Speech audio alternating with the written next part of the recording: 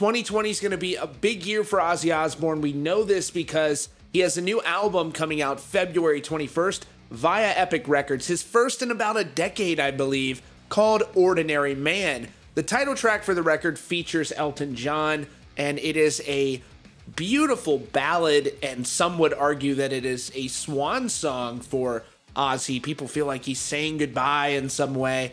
I certainly hope that's not the case, but if you haven't listened to that song, I promise you, it's one of my favorite songs from Ozzy Osbourne. It is a beautiful song, and it's nice to hear Ozzy still putting out really great songs. This is going to be a classic for him, by the way, and that leads me into my next point. Sharon Osbourne has said that there is a biopic in the works for Ozzy, and that it's going to be more about their relationship and sort of their love story as opposed to some of the wilder things that he indulged in during his career. And thankfully, in the latter years, he has toned that down quite a bit.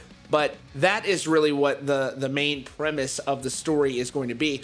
Now, with Sharon heavily involved, it's going to be interesting to see how this story is told, whether or not there's going to be a depiction of some of the nastier things that have happened with Ozzy, like that affair that he had a few years ago and all of that stuff, or if there's going to be, more of a sanitized version of it. Knowing the Osbournes, though, they're really transparent, and they sort of own their struggle and what they go through in their life. It at times has been very rocky for them as a family. So I think that hopefully this film will be true to form.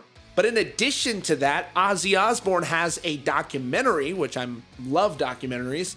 He has one of those coming out about his life, and we've just gotten the trailer for it, so we're going to take a look at this documentary from Ozzy Osbourne, which features everyone from Post Malone to Rick Rubin. It's going to be a great film, and here is that trailer which just dropped. You and I are seeing this both for the first time. Let's take a look. I think there's a wild man in everybody. I'm a split personality. Ozzy Osbourne and John Osbourne is two different people. John Osbourne is talking to you now. But if you want to be Ozzy Osbourne, it's like, takes over. As a kid, I was afraid of everything. And so you just crawl into your fear hole, and you're an easy prey for the bully. And so when you do find a bit of booze or dope, or whatever, you go, I found it.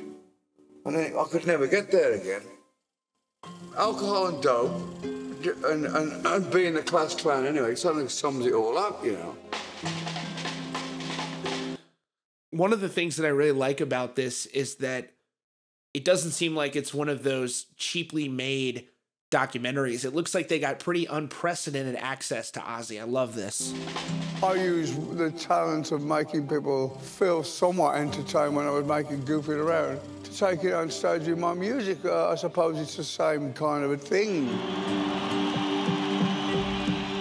I don't know what music would be like if it weren't for the influence of... I love that Rick Rubin is pretty much always wearing the same thing in every interview that he does. He looks sort of like Santa Claus on vacation, and he's looked this way for like the last 25 years. I love it.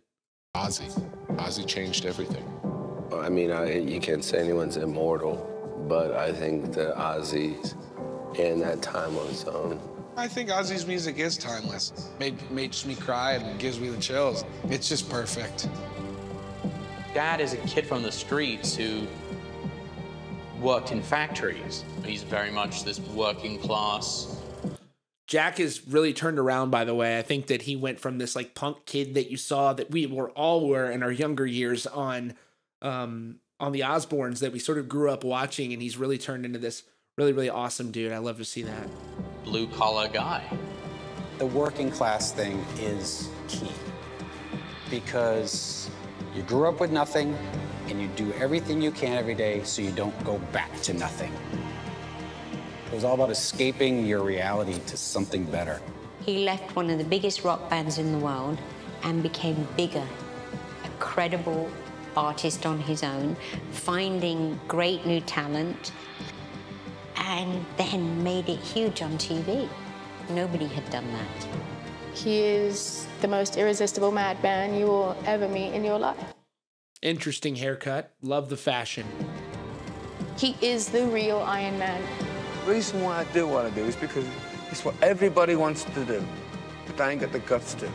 And all I am is honest.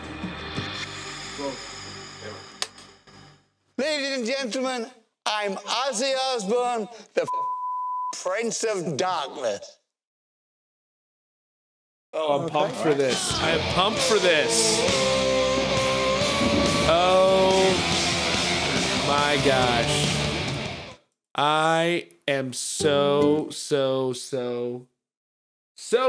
for this. This looks so good, and actually, this is not the first sort of documentary that they have produced. Actually, they did a documentary where they were,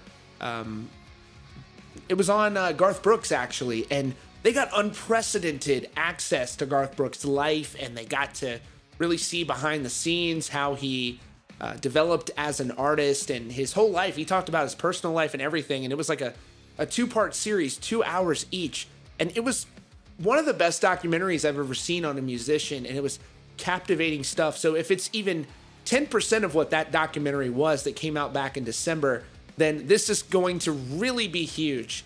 And so I'm very excited to see this, and I just can't wait. And I also can't wait to hear Ordinary Man, which comes out next month. I'm sure we'll talk about that a bit more before the record comes out. Go listen to that title track if you haven't yet, Ordinary Man with Elton John. It's a beautiful song. And by the way, Slash plays the solo on it. Check that track out. You're going to love it. Anyways, that is all for now. Thanks for joining us today at Rockfeed. If you're new here, be sure to subscribe with notifications on so you don't miss out on breaking news and updates. Thanks so much for joining us, and we'll see you all very soon.